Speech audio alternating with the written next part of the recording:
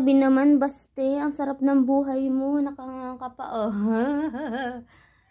Diba? Wala na siyang iniisip. Hoy, Kaka. Ano? Ikaw na lang hindi natutulog. Gusto mo na naman lumabas? Oo. Walang ibon sa labas. Ikaw na lang ang gising, ha? Kumain ka na. Sarap, oh. Daphne, oh. Tulog na.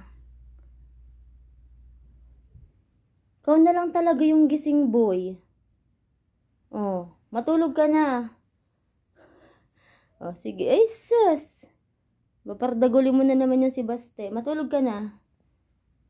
Mamaya ka na sumilip sa labas. Silipin mo na naman yung ibon. Oh, wag dyan. Oh, saan pupunta? Hindi mapakali siya, oh. Yan, kumain ka. Hindi yung puro ibon yung pagbantayan mo doon sa labas. Hindi ka mabubusog doon. Diba? Baste, oh, walang problema, oh. Nakabukangkang pa, oh. Grabe siya, duba. Boy, halabas pa yung pangil mo, oh. Wala na siyang iniisip ngayon. Kain, tulog, laro na lang siya. Ito din. Yan ang mga epekto ng mga ano sa inyo, surgery. Puro tulog.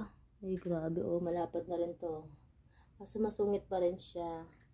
Masungit pa rin si Bini Daphne.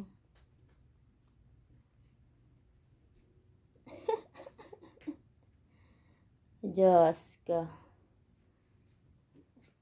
Wala na siyang problema, oh. Basti, gusto mo ng treats? Ala, ayaw ng treats ni Basti. Dalog talaga. Koko. Sarap? Masarap, ha. Hanggang mamaya nyo na yung pagkain, ha. Na hapon. Hindi ko na kayo lalagyan. Diet. Meow. Iniwan yung kainan ni Basti, no? Doon na siya pumunta sa kainan niya. Yung kay Daphne, walang bawas. Ayaw niyo na meow. Mix ko sa chicken na naman. Maarte. Sarap pa. Duba na si Coco Bells, pogi, oh. Lapad niya na, oh. Bardagol. Bully yarn.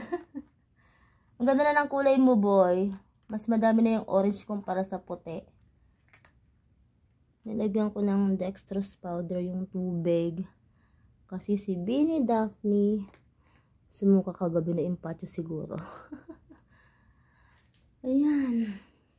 Siya, pakain-kain. Yung dalawa. Tulog. Ayan si Basti. Bagsak. As ito, bagsak ang mga amo. Bata lang ang gising.